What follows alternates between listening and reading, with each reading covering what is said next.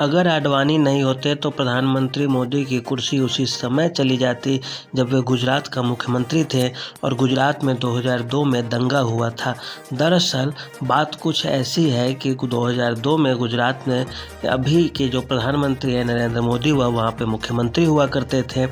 ऐसी स्थिति में वहाँ पे एक घटना घटती है कि ट्रेन में कुछ कार सेवक जा रहे होते हैं संघ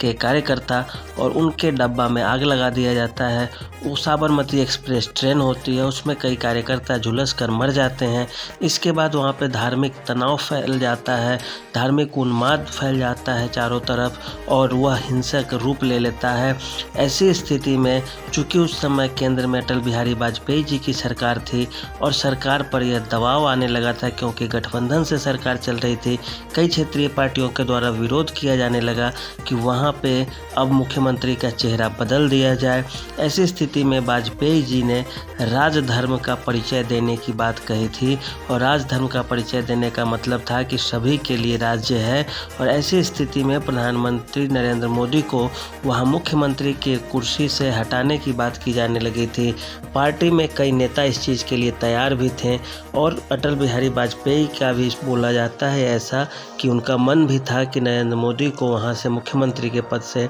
हटा दिया जाए और किसी दूसरे चेहरा को वहाँ पे मुख्यमंत्री बना दिया जाए। लेकिन बात जैसे ही पहुंचती है लाल कृष्ण आडवाणी के कानों में, लाल कृष्ण आडवाणी ने इसका सीधे सीधे विरोध कर दिया और उन्होंने बोला था उस समय भी कि यह बहुत काबिल कार्यकर्ता है, इनके साथ ऐसा कुछ नहीं किया जाना चाहिए, ये पार्टी को ये आगे चलकर बहुत बड़ा इसका पारितोषिक अर्थात इनाम देने वाले हैं, इनके साथ ऐसे न की जाए। तब जाकर फिर वाजपेयी जी ने बात मान ली थी। प्रधानमंत्री के सामने एक वीडियो में कहा भी था कि राजधर्म का पालन करना चाहिए मुख्यमंत्री को, तो नरेंद्र मोदी ने तुरंत कहा था कि मैं वही तो कर रहा हूँ और इसके बाद उनकी कुर्सी बच जाती है। आडवाणी ने संभाल लिया और होता भी क्यों नहीं, दरअसल 1990 में जब गुजरात के सोमनाथ से अयोध्या के लिए रथ यात्रा आडवाणी ने निकाली थी, जिसका बहुत बड़ा परिणाम निकला कि भाजपा जो 2 सीटें जीता करती थी वह सीधे 120-22 सीटें जीत कर आ गई थी लोकसभा में। उस समय लाल कृष्ण आडवाणी का दाहिना हाथ हुआ करते थे प्रधानमंत्री मोदी और सारा जो इवेंट मैनेजमेंट का काम होता है, जो कार्यक्रम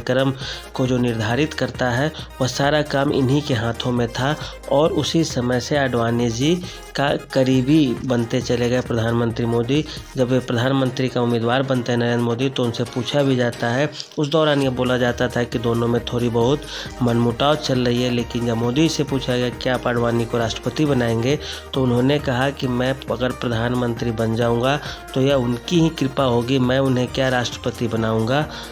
कि मैं उनसे छोटा हूँ, अर्थात करने का मतलब था। और यह कहकर उन्होंने उनके बड़प्पन और उनका जो बड़ा है चेहरा, उनसे पुराने राजनेता थे, उसका उन्होंने परिचय दिया था। जब सत्ता में आते हैं तो चूँकि केस चल रहा था मंदिर का, इस कारण उन्हें राष्ट्रपति नहीं बनाया जाता है। बाद में अधिक उम्र होने के कारण आडवाणी जी खुद संन्यास ले लेते हैं राजनीति से और स्थिति आज ऐसी है कि उन्हें केंद्र सरकार के द्वारा भारत रत्न का सम्मान दिया जाता है। तो एक तरह से आप देखें तो यह एक तरह से प्रधानमंत्री मोदी और आडवाणी के बीच की दूरी और प्रेम का ही परिचय देता है कि आज फिर से उन्हें भारत ने भारत रत्न का